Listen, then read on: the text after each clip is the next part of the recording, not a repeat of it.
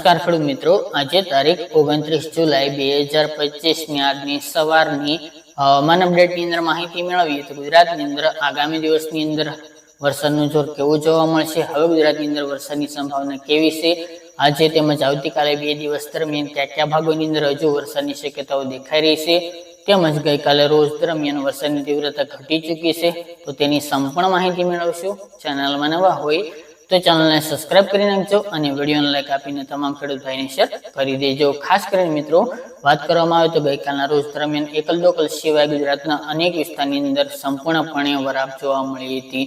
જે વરસાદની શક્યતાઓ જોવા મળી હતી તેમાં એકદમ ઉલટ જોવા મળી રહી છે। ખાસ કરીને ગઈકાલના રોજ દરમિયાન એક પણ જગ્યાએ ભારેથી ભારે વરસાદો નથી નોંધાયા, તેમજ એકલ દોકલ વિસ્તારની અંદર હળવા સામાન્ય વરસાદી ઝાપટા તો એકલ દોકલ વિસ્તારની અંદર સારા હળવા વરસાદો નોંધાયા હતા। બાકી ગુજરાતના અન્ય વિસ્તારની અંદર હવામાનમાં ફક્ત પલટો જોવા મળ્યો હતો અને વાદળછાયું વાતાવરણ જોવા મળ્યું હતું। ખાસ કરી મિત્રો વાત કરીએ તો સિસ્ટમ અત્યારે મધ્યપ્રદેશ અને રાજસ્થાન બોર્ડર વિસ્તાર આસપાસ સક્રિય છે, જેનો ઘેરાવો ગુજરાતના અમુક ભાગોની અંદર હજુ પણ જોવા મળી રહ્યો છે। આપણે ગઈકાલે પણ જણાવ્યું હતું કે 28 તારીખ દરમિયાન વરસાદનું જોર ઘટી શકે છે। ખાસ કરીને ગઈકાલ રોજ દરમિયાન વરસાદનું જોર ઘટ્યું હતું। અત્યારે ખાસ કરીને સિસ્ટમ ઉપર તરફ એટલે કે ઉત્તર પૂર્વ દિશા તરફ આગળ ગતિ કરી શકે છે, તે મુજબ સિસ્ટમ ઉપર રાજસ્થાન ઉપર થઈને ઉત્તર ભારત તરફ આગળ ફરી ગતિ કરે તેવી શક્યતા દેખાઈ રહી છે, જેના કારણે વરસાદનું જોર ગઈકાલના રોજથી ઘટી ગયું હતું। તેમજ મિત્રો આજે અમુક વિસ્તારની અંદર વરસાદનું જોર અમુક મહદઅંશે જોવા મળે તેવી શક્યતા રહેલી છે। આજે પણ અતિ ભારે વરસાદની કોઈ સંભાવના જણાતી નથી, તેમજ સમગ્ર સૌરાષ્ટ્રના વિસ્તારો, કચ્છના વિસ્તારોની અંદર પણ આજે વરસાદની શક્યતા કોઈ જોવા મળતી નથી। સંપૂર્ણપણે મોટાભાગના વિસ્તારની અંદર વરાપ જેવો માહોલ આજે સર્જાય તેવી સંભાવના છે। હાલ સિસ્ટમ ગુજરાતથી દૂર છે, પરંતુ તેની અસર હજુ પણ 1-2 દિવસ દરમિયાન દેખાય ગુજરાતની અંદર તેવી શક્યતા દેખાઈ રહી છે। આજની વાત કરીએ તો 29 તારીખ દરમિયાન અમુક વિસ્તારની અંદર હળવા સામાન્ય રેડા ઝાપટા તો એકલ દોકલ વિસ્તારની અંદર સારા વરસાદો આજે પડી શકે છે, જેમાં ઉત્તર ગુજરાતના જિલ્લા જેમાં અરવલ્લી, સાબરકાંઠા, બનાસકાંઠા, મહેસાણા જેવા ભાગોની અંદર વરસાદની શક્યતા રહેલી છે, તેમજ મહીસાગર, પંચમહાલ, અમદાવાદ, ગાંધીનગર, ખેડા આ ભાગોની અંદર પણ વરસાદની સંભાવના અમુક વિસ્તારની અંદર જોવા મળી શકે છે। ત્યારબાદ વાત કરીએ તો દક્ષિણ ગુજરાતની અંદર સુરત, વલસાડ અને વડોદરા જેવા ભાગોની અંદર પણ વરસાદની ગતિવિધિ આજે થોડી જોવા મળે તેવી શક્યતા રહેલી છે। બાકી અન્ય વિસ્તારની અંદર હવામાનમાં પલટો જોવા મળશે, તેમજ વાદળછાયું વાતાવરણ જોવા મળી શકે છે। સૌરાષ્ટ્રની વાત કરીએ તો ભાવનગર જિલ્લો તેમજ બોટાદ જિલ્લો અને અમરેલી જિલ્લાના અમુક વિસ્તારની અંદર રેડા ઝાપટા આજે પણ જોવા મળે તેવી શક્યતા રહેલી છે।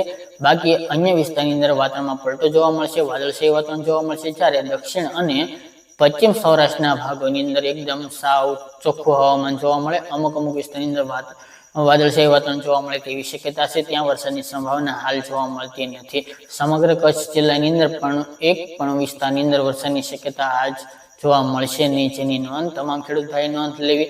મિત્રો આજે 29 તારીખ દરમિયાન વરસાદનું જોર સાવ ઓછું જોવા મળે તેવી શક્યતા રહેલી છે, કારણ કે સિસ્ટમનો ઘેરાવો થોડોક ઉપર તરફ જતો રહ્યો છે, જેથી ગુજરાતની અંદર ગઈકાલના રોજથી વરસાદની તીવ્રતા ઘટી ચૂકી છે। 30 તારીખની વાત કરીએ તો 30 તારીખ દરમિયાન પણ ઉત્તરના ભાગો, મધ્ય ગુજરાતના ભાગો અને પૂર્વ ગુજરાતના અમુક વિસ્તારની અંદર હળવા સામાન્ય મધ્યમ વરસાદ નોંધાઈ શકે છે। બાકી ભારેથી ભારે વરસાદની સંભાવના હવે ખાસ જોવા મળશે નહીં। દક્ષિણ ગુજરાતના પણ અમુક સીમિત વિસ્તારની અંદર રેડા ઝાપટા હળવા વરસાદો પડી શકે છે। બાકી સૌરાષ્ટ્ર અને કચ્છમાં વરસાદની સંભાવના હાલ જોવા મળશે નહીં। અમુક વિસ્તારો બાદ કરતા એટલે કે રેડા ઝાપટા અમુક વિસ્તારની અંદર જોવા મળશે। બાકી ગુજરાતમાં હમણાં વરસાદની કોઈ મોટા વરસાદની સંભાવના નથી। તેમજ વાત કરવામાં આવે તો અમુક સૌરાષ્ટ્રના ભાગો જેમાં ગીર સોમનાથ હોય, વિસાવદર, જુનાગઢના અમુક ભાગો હોય, જામનગર, દ્વારકાના અમુક ભાગો હોય, કચ્છના અમુક ભાગોની અંદર છેલ્લા ઘણા દિવસથી વરસાદનો એક છાંટો પણ નથી જોવા મળ્યો।